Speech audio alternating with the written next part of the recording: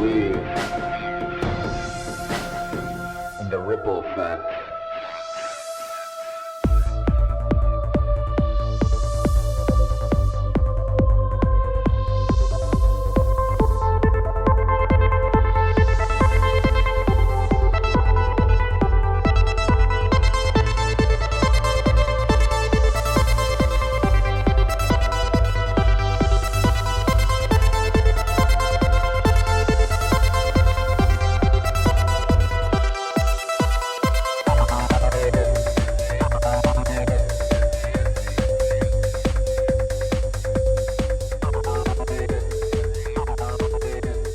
What is up? Another episode of the Ripple Effect Podcast. Of course, I'm your host, Ricardo Brands, also known as Ricky Brands, and a great episode for you today. Today we have returning guest, author and host of the very popular Rubin Report, of course, Dave Rubin. Last time he was on was a long time ago. It was episode 65 of the Ripple Effect Podcast. A lot has changed since then. As you guys know, he went from working for the Young Turks, a progressive fake news station, to starting his own show, which is very successful and has a lot of different people from different backgrounds and different perspectives, which I love. Those are my favorite type of shows. Of course, Dave has some ideologies he subscribes to or some ideas he likes more than others, but he's open to talking to people he disagrees with and people who will challenge his ideas. He is also the creator of the social media platform Locals, which has now partnered with Rumble, and he's the author of a few books, his newest being Don't Burn This Country, Surviving and Thriving in Our Woke Dystopia. And you can find that book anywhere books are sold, including Amazon. So check out his show, The Rubin Report, check out his social media platform, Locals, and also check out his book.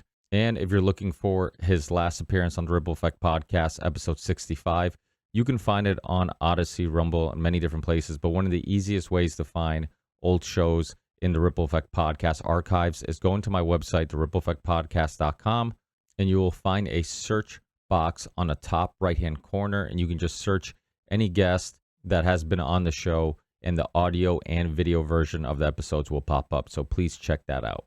And of course, this is a value for value show. If you get some value out of this conversation or any of the conversations I put together for you, please consider giving some value back. And it doesn't have to be financially. If you can't support the show financially, don't worry about it. Share the show, review the show, tell people about the show, subscribe to it on all the platforms I'm on, and you can find all that stuff on my website and in the show description.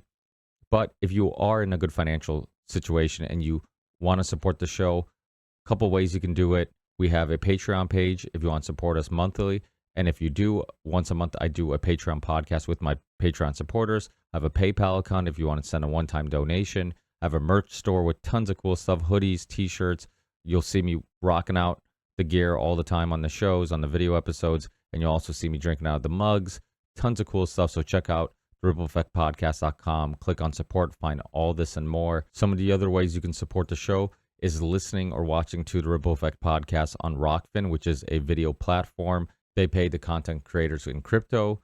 We also have a couple sponsors, one being the University of Reason by Richard Grove, who is the host of the Grand Theft World podcast. Great podcast. They live stream every Sunday night on Rockfin. Please check that out. But he is also the creator of the University of Reason and the very famous autonomy course. And with the popularity of online universities growing and growing, it tells you that a lot of people are looking for a way out of their everyday grind, working an unfulfilling job, or they're just looking for other opportunities or communities to connect with and expand on their skills or learn some new skills. So please go in the show description, check out the University of Reason, check out the autonomy course, and see if it's something that you might be interested in. And my final sponsor is one that I'm really excited about because these type of products are things that I think are necessary to optimize your health, your nutrition, your ketosis, if you're doing keto, paleo, fasting, and that's electrolyte drinks, specifically the one by Element, that's LMNT.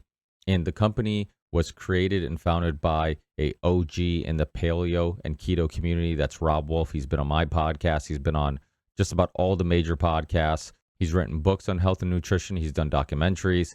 So this guy is very well known and very well respected in the health and nutrition community. and he created a amazing electrolyte drink mix you add to water. The flavors are amazing. The ingredients are premium, no artificial anything. And if you're looking to stay in ketosis, if you're looking to fast and you want something that won't kick you out of fasting and won't kick you out of ketosis, but yet can add some flavor to your water and also keep you hydrated, which is very important. Dehydration is huge. If you're an athlete, if you're at the office, whatever you're doing, dehydration can contribute to mental fatigue, physical fatigue, cramping, headaches, and many more other symptoms that you might not be aware of are due to dehydration. And there's a lot of waters and electrolyte drinks out there, but most of them will use cheap ingredients, or most of them will be sweetened with artificial sweeteners. This one's sweetened with stevia, so it won't pop you out of ketosis, it won't pop you out of fasting, and won't have any effect on your blood sugar. So it's a great alternative to water. And even when I work out, I'll take some before I play basketball, before I play soccer, and just it helps me with keeping hydrated. I don't feel the need to have to keep drinking water, because obviously sometimes you're sweating it out faster than you can drink it. So this will help with that. And like I said, the flavors are amazing. And if you want to try out all the flavors, use the link in the show description, or you can find it on my website, therippleeffectpodcast.com. And every time you purchase Element, you'll get a free sampler of all the flavors. So please use a link below, use a link in the show description, use a link on my website every time you purchase Element, so you can get that free gift for the Ripple Effect Podcast listeners. That's it, guys. Finally, this intro is done. Enjoy the show, and I'll talk to you guys in the next one.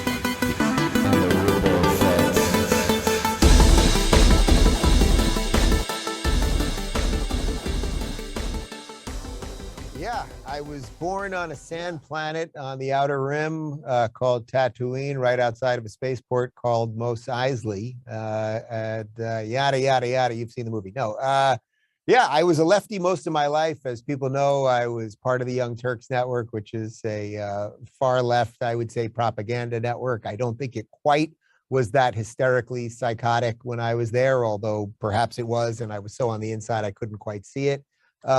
I don't care that any of those guys don't like me. I mean, they spend an awful lot of time apparently talking about me, which I only know because every now and again someone will share a clip, but I spend no time talking about them. And it's, for me, it's like, to even bother rehashing any of it sort of seems ridiculous. I sort of just left them behind, and that is what it is.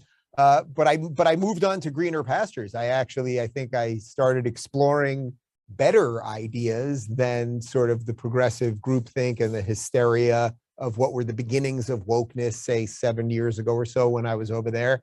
And I think that's really what's led to my success. I think the key thing for what I've done is that as a former lefty, and I would say still a disaffected liberal more than anything else. If we lived in a different time, I think I could still call myself a liberal. Unfortunately, to call yourself a liberal in 2022 means something very different than, say, what JFK thought when he said that he was a liberal, back in 1967. But my political evolution was really just on YouTube for everybody to see. You could actually see it happening in real time. And I was just honest about what was going on. And I was willing to have conversations with people that I thought either knew a little bit more than me in a certain regard, or were experts in their field, or thought a little bit differently. And through that, I just went where the good ideas were. So suddenly the people that I thought were the bad guys and the scary, mean conservatives like Ben Shapiro and Larry Elder and Dennis Prager and Glenn Beck, they all became not only friends and confidants of mine, but people who I think have thought through the ideas properly. And although I have some, I would say at this point, minor disagreements with them, perhaps, I know them to all be good people and generous of spirit and kind. And I think people appreciate that. So that really is what kind of got me here at the moment. And then I went, along the ride of being an interviewer sort of exclusively for years, where now I'm doing more of my own thing, just telling people what I think. And then I still do 1 or 2 interviews a week, but really just sharing my thoughts, which I think have been enriched by having so many of those conversations. Yeah, and I think there's a benefit in sharing your thoughts. I've attempted to do solo podcasts in the past. I always struggle because it's like, what do I have to say that's so profound? Like, is it worth sharing? So a little bit's probably just that syndrome, that imposter syndrome, just seeping in. Like, what do I have? But I do think it's a great exercise, because when I'm interviewed on another show, somebody asked me a question, me trying to gather my ideas and thoughts. Sometimes you realize like you didn't think it out as much as you thought you did, and then when you're asked to verbalize it, it really gets exposed a little bit. It's like, oh wait, I didn't think this out that well, and now that I'm saying it out loud, I'm like, okay, I got to reanalyze this. And so I think it's similar to people who write, right? Like when you're doing stand up, or if you're writing a book, which you obviously have done both. I think putting your ideas on paper and actually analyzing them helps you analyze them just as a whole, right? Yeah. And also, when you're on this side of the interview, the side that I'm on now, that can also make you a better interviewer for the side that you're on now, because, I know I don't know what you're going to ask me in the course of this. I didn't ask for anything in advance. You didn't offer anything in advance, and we're going to see what happens here. But I know that if you ask me a particularly interesting or controversial question, or something that I haven't thought of, I can either take it as far as I can within the limits, my intellectual limits, and sort of where I'm at the moment, and the full set of thoughts that I have at the moment, or I can just try to venture out way beyond that, and I probably will end up sounding quite foolish at that moment, or I'll give you some kind of circular logic, or it'll just be befuddled nonsense. So when you're on both sides of the interview, you start to learn how to do the dance better. Sometimes you're the leading partner, and sometimes you're following. And I actually enjoy both. There are times when I'm talking to somebody. So if I'm talking, I can pick a lot of great people I've talked to, but like Jordan Peterson, for example, who I've had on a million times, who I toured with and has become a good friend. It's like, I know that when I'm asking Jordan something, he's going to go in 800 different directions, and I'm just going to kind of have to catch up. And one of the difficult things about interviewing somebody like Jordan, where his mind is just dancing right in front of you, and you can see the avenues just going out into all different directions, is he'll say something and I'll be like, oh, I want to follow up on that. And then he keeps going. I go, I want to follow up on that, on that, on that, on that, on that. And then he's diced it down to the point that by the time he finishes the thought, in some ways, it's almost like literally like dicing a vegetable. You dice it. Now he's put so many pieces on the plate, on the cutting board, that in essence, I usually feel, oh, okay, I'm going to have to just move all of them off and start somewhere else. Or occasionally I'll be like, but I do want to grab that one piece. So everyone has to kind of figure it out in their own way. And by the way, I don't think any way is necessarily by definition better than any other. There are some people who like a real combative interview. It's not really what I like. I like kind of seeing where the conversation goes. Some people like a much more structured interview. That's fine too. Really depends on your personal taste. Well, I think there's the organic conversation, because I remember when I first started this podcast, I had a co-host, and I remember trying to explain to him, and he's older than I am. I'm 37. And he's like, why would anybody want to listen to us just talk? And I'm like, when we're out and about having a drink, and we're at the bar, and we have those nights where it's 2 a.m. and we're deep in conversation, and we're basically sorting out the world problems, or sharing personal stories, and really enjoying ourselves. To go home like, wow, that was an awesome night that we're going to remember forever.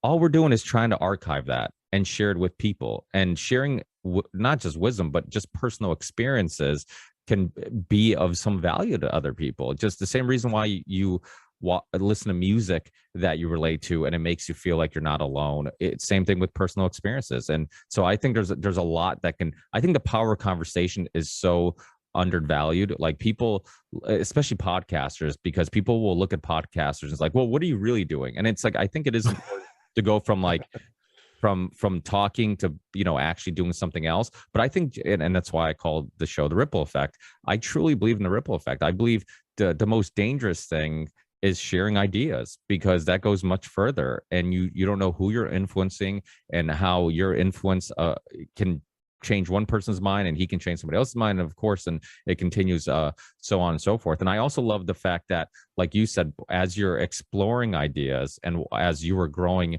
intellectually, you were having people on that would challenge your beliefs. And it's like that saying, if you're the smartest guy in the room, you're in the wrong room. It's like, I don't want to be the smartest guy in the room. I want to be surrounded by people who challenge what I think and what I believe, because in that journey is how we grow.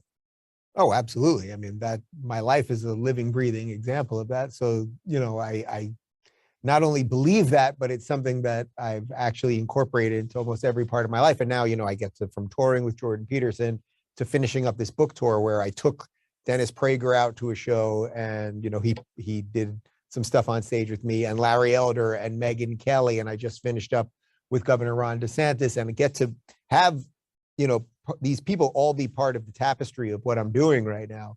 It's a pretty valuable thing. And the fact that when I go out on tour and I meet people after and they say, boy, Dave, these last 2 years have been pretty nuts, but listening to you helped keep me sane. That's the thing that I hear the most.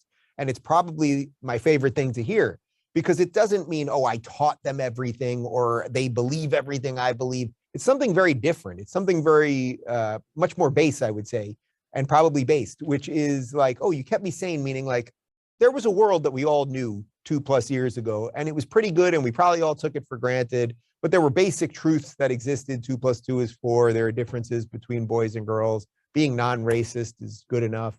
And we're now debating all of those things, and it's what's making everyone crazy. So I think when I just share my thoughts with people, and hopefully do it sometimes in a funny way or a silly way or whatever it might be, it shows people exactly what you said before when you're out at the bar with your buddy and you're talking and you're trying to solve the world's problems. It's like, you're not alone. You're not alone. Most of us are trying to work this stuff through.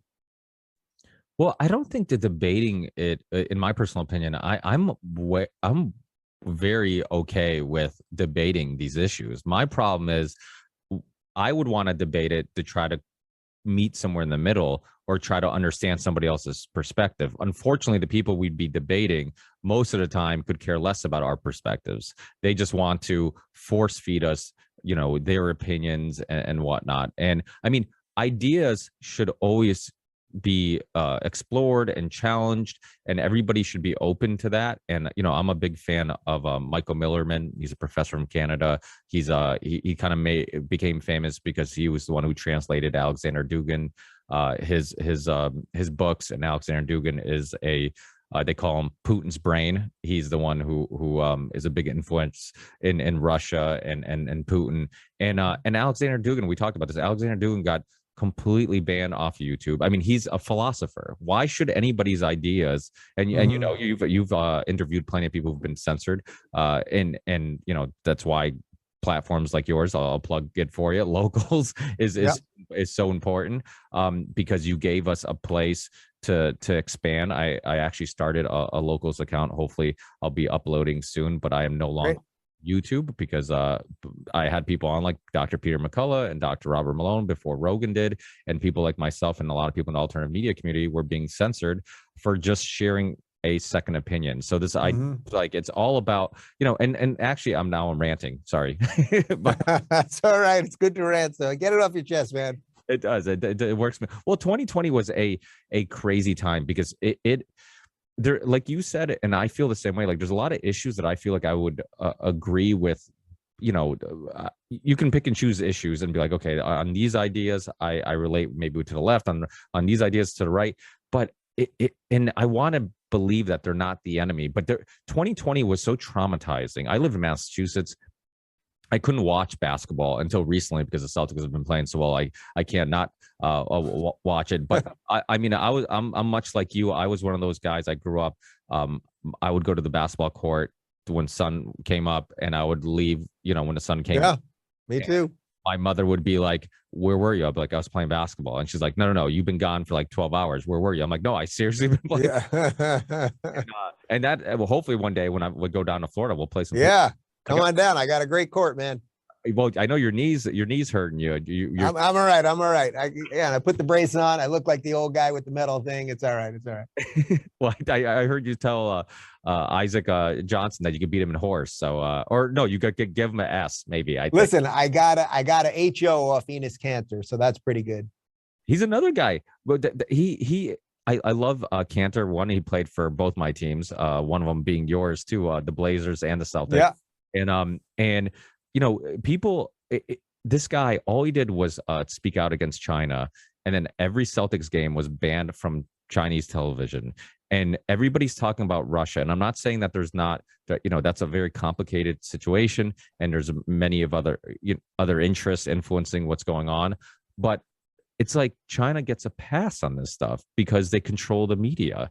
and yet we're turning into this social credit score society little by little. It's like eventually this transhumanism, download our consciousness to a metaverse is the direction we're going to. And nobody, people aren't pumping the brakes and like, okay, this isn't just about left and right or progressiveness or conservativeness. This is about like a bigger agenda. And let me turn this into a question, which I should do because I'm interviewing you. As a I believe you're going to be a parent soon if you're not already. Yeah. How are these issues and now becoming a parent and thinking about the future that your kids are going to grow up in, how has that changed the way you look at these issues, and has it motivated you already, differently than maybe it did before? Yeah, it's a good question.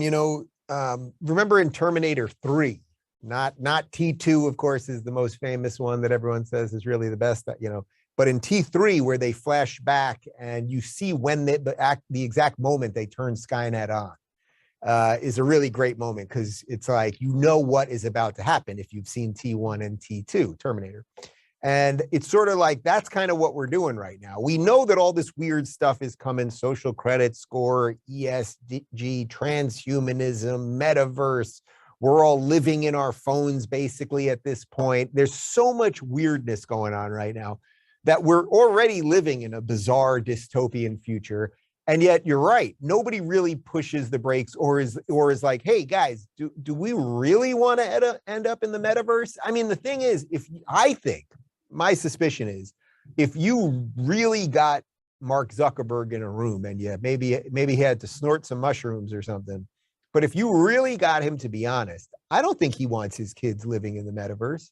I don't think he really thinks it's that great, that it will be that great. I mean, you've probably seen Ready Player One. Like, is that really what we all want? Now, I understand that there will be some applications for a more sort of integrative digital world, and that it could be cool to, be playing basketball and feel like you're playing in an NBA stadium with other guys, especially if you're old and maybe you can't do it in real life, but now you can do it digitally, or, that you can be Luke Skywalker on Tatooine, or any of those things. Like, I get the cool element of gaming and RPG and alternate life and all those things. But the other part of it, where so much of our lives will be something other than the organic thing that we are now, the carbon thing that we are now. I mean, it's literally what the Matrix was, right? The point of the movie, The Matrix, the first one, what happens? Neo wakes up. Where does he realize he is? He's in essence, he's in that pink slime. He's the battery. Humans are the battery for the digital world. And that's what Neo then fights. I mean, and we all are rooting for Neo in The Matrix. So we all know something is very wrong here. So to relate that back to your question about, kids are coming now, and it's like, I got to think about that. Yeah, I've been especially now, we're about 2 months away from kids. So I've been thinking about it a lot more lately of like, I think that I've basically fought for the right ideas. I think I've done a pretty decent job of furthering the ideas that have freed people and translated some of the nonsense in a acceptable way so that people can get through the day and understand some of the issues. I feel like I do a pretty good job at that. But I will feel, I know it, I can feel it already, actually, that there will be an added pressure to that, because now it's not just that, okay, this is my life that I have to protect, but these are these two lives that we're bringing into this world that we're going to have to protect, that I'm directly responsible for. So I can only imagine how that's going to change. And from what I understand, I will lose a lot of sleep, and that it'll be the happiest time of my life. Everyone keeps telling me, it'll be the happiest time of your life and you'll never sleep again. Those things seem like they're in direct conflict, but we'll see. Yeah, I have two little ones, a 6-year-old boy and a 5-year-old girl. And to me, there's nothing that will, it's one of those things where it's almost like trying to get a explanation about war. And it's like, if you've experienced it, there's no words in the language, in the English language, that could describe it and give it. Yeah. And same thing with having a child. Every time somebody would tell me like it's life-changing, I'm like, okay, I've heard it all before. I get it. It's life-changing. And then you actually go through it and you're like, oh my God, I didn't get it. I thought I got it. Now I got it. Yeah. I know there's something on the horizon that I can, intellectually get at some level, but I know I can't really get it until those babies are here, and until those babies are 6 and 4, and then 16 and 14 and everything else. Like, I know it. Of course, you know it intellectually, but that's why you have to live life and not just read about life.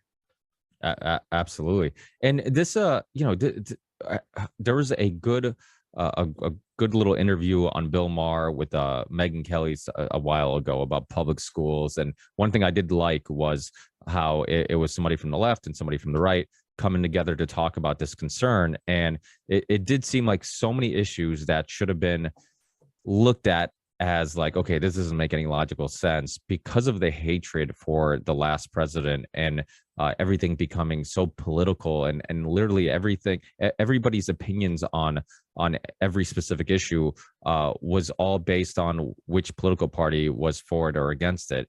And and so it was nice to see two people from two different ideologies coming together and concerned about this stuff.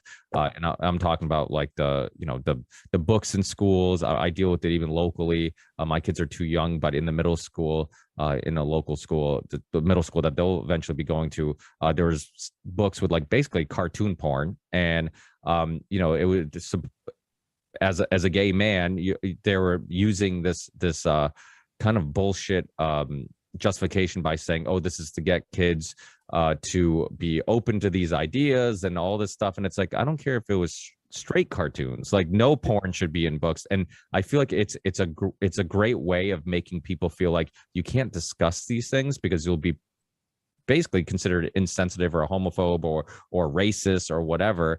And so it makes it really hard for people to touch these topics. I'm sure you have some opinions on some of this stuff as a parent and as a being married to a man and being gay. Sure. I mean, look, nobody should be showing kids these things. It has nothing to do with gay or straight, but you're right. The reason they're doing it in the gay context is these people, the phrase groomer is what everyone keeps calling them, and they get very upset when they're called a groomer. I don't know what else you could call someone who wants to talk to other people's children. And we're talking about young children, 5, 6, 7 years old, about sex and gender identity and sexuality. And you want to have private conversations with them about it and then hide it from the parents. What else could you call them besides a groomer? I mean, I could think of worse things, I suppose, but I don't know that I could think of many better things. So you're right, though, that they do it under the guise of, oh, we're just trying to teach them about sexuality. How is it the right of the state to teach children about sexuality? I have no problem with anyone being gay, obviously. And if someone turns out to be gay and wants to live whatever life they want to live, as long as it's legal and within, as long as they're with a consenting adult, then so be it. But they're pushing this stuff under the guise of gay because they know that a certain amount of people will be afraid to push back because they don't want to be called a homophobe, right? Like no one gets called a straightophobe. So it's a lot worse if you're called a homophobe. But any rational person that read the bill, the quote unquote "Don't Say Gay" bill in Florida, would have known that it was completely rational. It had nothing to do with anything anti-gay. You wouldn't want a second grade male teacher talking with a first grade girl about sex privately and then not reporting that back to the parents. Everyone knows that. If you don't know that, if that is not something that is obvious to you, then you have to have your head examined because it's just so obviously true. But they're very good about framing things in a way that get good people to shut up because they're afraid of getting canceled and destroyed. Yeah, and what's concerning with me is that we're taking kids that I grew up a metalhead. I was born in Portugal, came to America as an immigrant, so and then I always kind of I learned English as my second language, so I always felt like a little bit of an outsider. And then I kind of embraced that, got into metal music and wore Slayer and Metallica and Iron Maiden shirts every day to school, and even some Marilyn Manson shirts that got me in some trouble. But so I relate to being confused as a child. I relate to maybe not knowing who you are, like soul searching, trying to find your identity. And to help kids like that, I get what's bothersome to me is that we're taking we're not trying to help specifically kids that might be confused with some kids who don't know what gender they are or whatever it may be. We're taking kids that aren't confused, kids who the thought has never even crossed their mind. Yes. Want to be fucking kids and play and have fun and they don't care. I mean, my kids, my son's best friend in school is Asian. His best friend outside of school is a neighbor. He's mixed race. He's half black, half Hispanic. he never once have talked about his best friend in school being Asian or his best friend outside of school who's always over our house being mixed race. It's not even a topic. They don't care. They don't. But think about it. Who's gonna teach him to think about that stuff? It's going to be the left. The left one day, if you send your kids to public school, and maybe even if you send them to private school or charter school, depending on what school that you send them to, it's the left that's going to have them focusing on their skin color. And even though you're an immigrant from Portugal, they will have, your skin appears mostly white, and your son will most likely be thought of as that he should feel guilty about his quote unquote whiteness. They will take away the Portugal part, and the immigrant part will not count. They will teach the mixed race kid that his black part is more oppressed than his Hispanic part. The Asian kid will get none of those benefits, even though I know nothing about any of those families. For all we know, the Asian kid is a first generation family and his parents are working at a convenience store. And the mixed race kids, for all we know, the guy owns a freaking sports chain and they're multimillionaires. They are the ones that are pushing racism on everyone. They are pushing these bad ideas. And there's a reason they're doing it to kids so young, because if you can confuse and conflate ideas to 7-year-olds about gender who have never thought of before, what else do you think you've opened up? You've opened the gates of hell in their minds, and you can get them confused about a whole bunch of other stuff too. Yeah, and I think this is a cultural issue, because there's something like you said, and I've said on the show too before, like these are conversations I want to have with my kids. Like everything that my kids take in and your kids will take in, if it's on TV or whatever, everything's going to be a piece to the puzzle, right? The puzzle of life. And I want to hand them as many pieces as possible, or help mold those pieces as much as possible, and have the biggest influence on my kids as possible. So the most important questions in regards to, they're just trying to understand themselves and the world around them, I want to answer those questions. I want to have some influence on them. And if I don't have the answer, I want to help them understand it together. And we'll both, and also help them understand that like it's a journey for all of us. Assume I know nothing. These are the things I've gathered and learned, and we'll, I can tell you this is where I stand at the moment, but we'll grow. And that's the way, to quote James Corbett, who's a friend of mine and been on the show a bunch. He says we should be teaching kids how to think, not what to think. And the problem with schools is that we're teaching them what to think, not how to think. And don't get me wrong. Like I remember Michael Millerman, he said, well, would you be okay with ideas being pushed on your kids if there were ideas you agreed with? And it was a very fascinating question.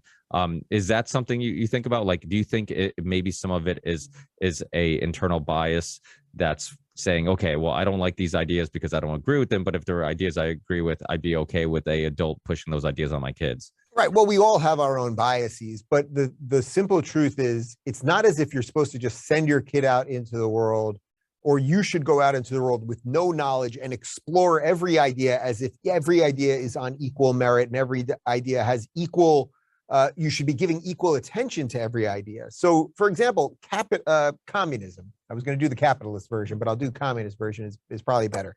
Communism is a time-tested, horrible idea. The idea that the state should control the means, it's a utopian idea that the people can somehow control the state and the state can control the means of production, and that everyone will be equal and will have equity everywhere and all these things. And we know it never works. And that's why communists always tell us, well, communism has never been done properly. It's also why in every communist state, they have to kill an awful lot of people to create their utopian vision, because the problem in a collectivist sense is the individual, and the individual is always the cog in the machine, and they want a very smoothly oiled machine. They want a well-oiled machine. So should you, if you were now sending a, say, 10th grader to school and they were really learning about, economic systems for the first time, and they're learning about capitalism and they're learning about communism and socialism, and they're learning about a whole bunch of different things, should you be guiding them more towards capitalism, which is about the free exchange of goods and less coercion, and the simple fact that capitalism has proven time over time to be the best way for more people to gain more wealth and accomplish more of the things they want to accomplish and take more people out of poverty? Is that a good thing to teach people? Or should we say, actually, we're doing, we're talking about economic systems for 3 weeks in school. We're going to do a week on socialism, a week on communism, a week on capitalism. No, that is not the right answer. You should not ignore the ideas. You shouldn't silence a kid if you're doing something about capitalism and the kid says, well, what about the workers? And shouldn't they own the means of production? You shouldn't yell that kid down. You can address it. You can say, here are some of the reasons communism has been tested and not been good. Here are some of the things that have happened in communist societies. Contrast that with some of the things that have happened in capitalist societies. You should do all of those things, but I don't think you have to give everything equal weight. This is also where the left really struggles, because they seem to want equity all of the time, except when it comes to teaching ideas. I mean, if the left was in charge right now and they had in charge of all of our schools, you think there would be an equity of ideas? Of course not. It would be their ideas and that's it. Yeah, no, I get that, and I agree with you. I guess the only thing is, like, okay, so in regards to what the left has done to a lot of people they disagree with, including yourself, protesting and trying to get you removed from speaking. The one thing I try to tell myself is that I try to remember that the person that I disagree with believes that they're right just as much as I believe that I'm right. They truly, and so I try to make sure that this is why I'm not a big fan of labels. I know you're not either. You don't like identity politics or anything. I like to discuss ideas and every idea, regardless who backs it or where it comes from. I don't judge it based on that. I judge it on the ideas themselves. And so sometimes I hesitate to be like, okay, well, I don't agree with this, but let me label it as a bad idea, because I think one of the biggest issues is that we know humans are corrupt. There's corrupt humans everywhere. And wherever there are humans, there's going to be corruption. It doesn't matter if it's politics, if it's in corporations, if it's in capitalism. There's going to be plenty of examples. I mean, look at big pharma and you look at oil companies. All the things we're dealing with now. I think a lot of times the left likes to believe that corporations are the root of all evil. The right likes to believe that government's the root of all evil. And I think you could make the argument that wherever there's people, there's going to be corruption. And maybe that's the underlying issue, right? I mean, well, there's always going to be corruption, right? And that's sort of what I'm saying. That's the irony of the leftist worldview in a way, because they seem to think if the government just had enough power, if they could just get their people in government and their people had enough power, that they could create this perfect system for everybody. And there's corruption everywhere, but it goes deeper than corruption. Human beings are flawed. I don't even think you have to go as far to say as it's all about corruption. People are flawed. People are inconsistent in their values and the application of those values and all of those things. So if you want a perfect system, you're going to have to take out a bunch of people, because as I said earlier, people are the problem in the system. So to me, if you go on what you're saying there, the only thing you can do is scale back the power of government. You should be pushing everything towards individual autonomy, that you should be able to figure out how to live the best way you see fit with as minimal coercion as humanly possible. And in some ways that it can be messy. You're not going to be able to, push your values on someone else, but the exchange is, of course, that they won't be able to push their values on you. Yeah. And I think the big difference too is that since the beginning of time, there's always been people trying to control other people. And the thing about governments is that they're basically, like I always say, I'm like, we live in a monarchy. We just don't know it. It's like now they give you this illusion of choice, this illusion of control over your government. And really it's the lobbyists and the other people behind the scenes, deep state or whatever shadow government you want to, whatever term you want to use, really swaying things in one direction or another. And the thing about corporations is that for the most part, they're just concerned about making money, not so much controlling people. And that's why, that saying, I think, probably won't be in the show, but that saying that we talked about earlier about when you're young, if you don't have a heart, you're not a liberal. If you're old, if you don't have a brain, you're not a conservative. I think that change comes from not just your worldview when you're young, but what is important to you when you're young, right? Like when you're young, like my son, I've referred to, he doesn't care about skin color. He just wants to like everybody. He just wants to play. So government overreach taxation, foreign policy, and the overspending. Like those aren't things that really are even in his vision. And as you get older, those things become more important. Like what are they teaching in the public schools? How much of my money are they spending recklessly? How much of my personal freedoms are they taking away from me? So I think as you become older, it's almost impossible not to some way, unless you're a professor forever, which I think you've talked about quite a bit, and many others, about like when you go from like school to working at a school, like you're never in the real world. It blurs your vision on how the world really works. Well, Peter Thiel said to me once, I wouldn't be a libertarian if any of it worked. Meaning, if the system was smooth, if the system was functional, if it was efficient, if tax dollars were spent in a sensible way, if we didn't go to crazy wars, if you felt like the government wasn't just going to print money and devalue money, the litany of things that the government does wrong. If it was slim and trim and effective and had to balance its spreadsheet, balance its books, etc., well, then most people wouldn't be libertarian. You'd say, boy, we do have an effective government. We have competent leaders. We have people who feel like are good stewards of this country. And wow, good for us. But we don't have that. So to me, everyone at the moment should be leaning more libertarian. I don't mean you have to be a member of the Libertarian Party, but generally speaking, you should always be voting for people. If you believe that voting matters, you should always be voting for people who aren't that interested in power. You should never be voting for anyone that is interested in going to war or raising taxes or anything else. You should be interested in people who, if we had another pandemic, let's say, would not want to stop you from working, would not want to stop you from seeing grandma, would not want to lock you down or make you wear a mask or force you to be injected with anything. You should always be voting and supporting people, and not just elected officials, everyone in your local community, all those things. You should be surrounding yourself with people who are somewhat like-minded in that you all want people to be free. Unfortunately, that's very counter to what the sort of corporate or mainstream narrative is. Well, I think that's one of the beautiful things about the US is that, much like yourself, I was going down to Florida throughout 2020. My wife has some family down there, and there was just a energy when you went there that it's like you were relieved of anxiety, and it's like you didn't realize there was weight on your shoulders when you were in your blue state. Like I'm in my blue state, and it's like I'm just like, oh my God, you could almost sense like this just spiritual, this connection that we're all connected by this stress and anxiety, and somebody who was level headed like myself and kind of knew what was going on and how much of it was BS. And I even had people over. I had an open door for any friends and family that want to come over the house every weekend, so myself and the family could stay as sane as possible. And you'd go down to Florida, and all of a sudden it's like, oh my God, I feel like like I'm just in a better mood.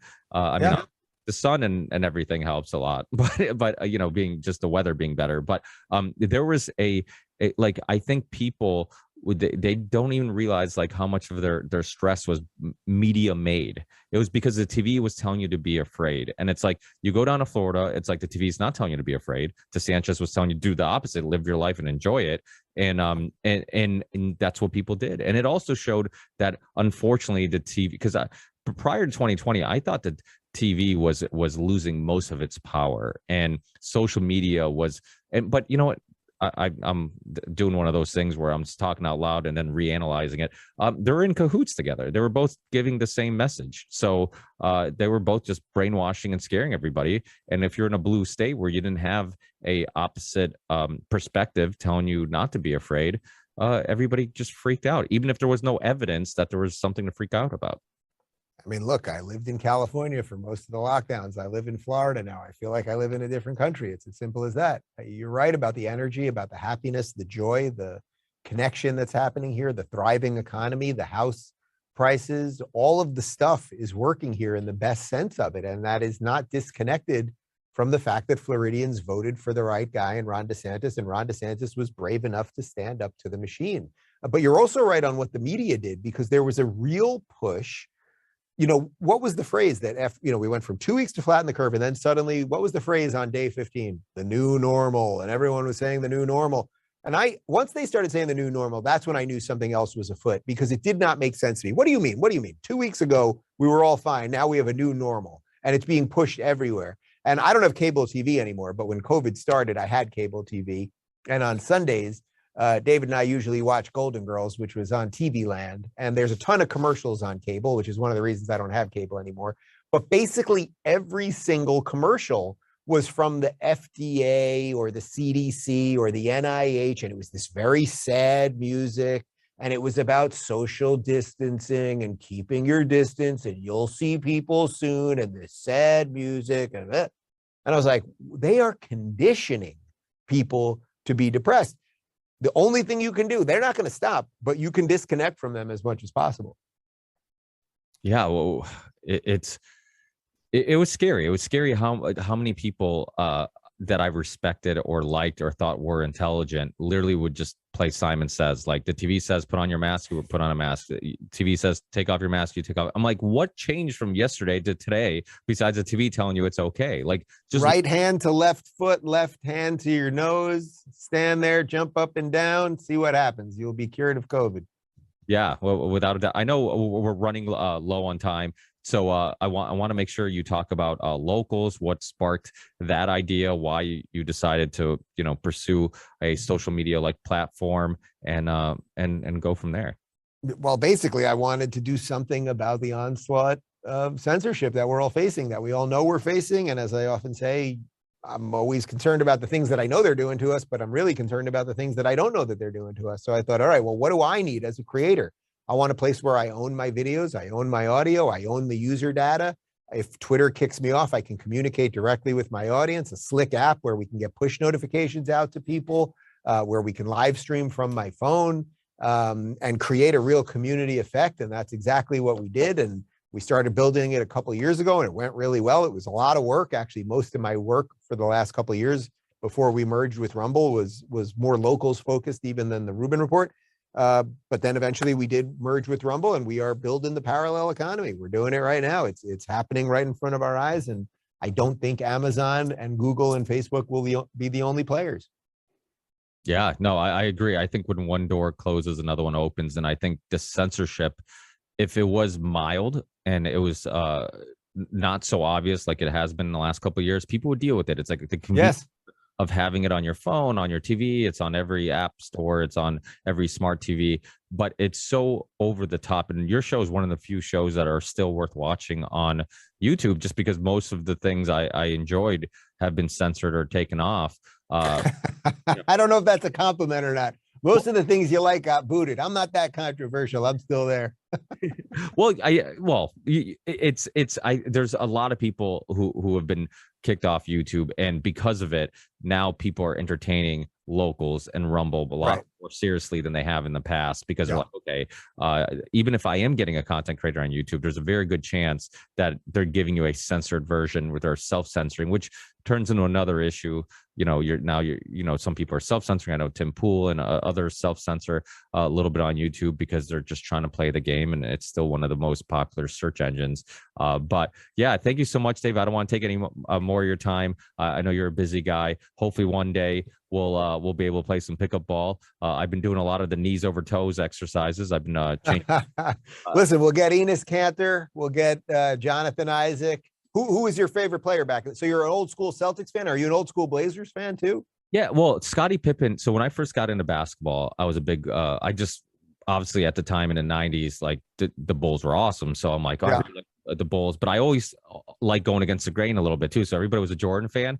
So I'm like, no, I like Scottie. I'm a Pippen fan. So when he went to the Blazers, I kind of just followed him there.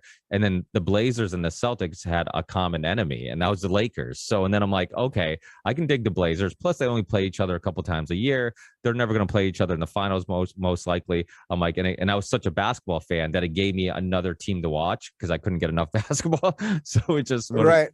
Well, Scottie Pippen was my brother's favorite player, and my dog is named Clyde after Clyde Drexler, who was my favorite player, and my brother's dog is Pippen after Scottie Pippen. So there you go. Yeah, it was sad to hear that you don't watch any more basketball, but I know why. I didn't either, like I said in the beginning of the show, until recently, mostly because the Celtics were unwatchable, but also because the last couple of years, I was this close to getting Jaylen Brown on my show during the COVID lockdowns. I actually was in talks with his father, And then I'm like, I think he looked up my show and he thinks we're going to disagree on too many things. And I like him as a player, but I would love to challenge him as with some of his ideas, because I think a lot of people just drank the Kool-Aid and are I doing don't even know who he is because I don't watch anymore. I know that Steph Curry plays, and I'm pretty sure is Will Chamberlain still playing, right? He's probably still getting laid. I don't know. He's still getting laid. He's definitely still getting laid. Thanks, Dave. I won't take up any more of your time. All right, thanks, man. Good talking to you. You too. Take care.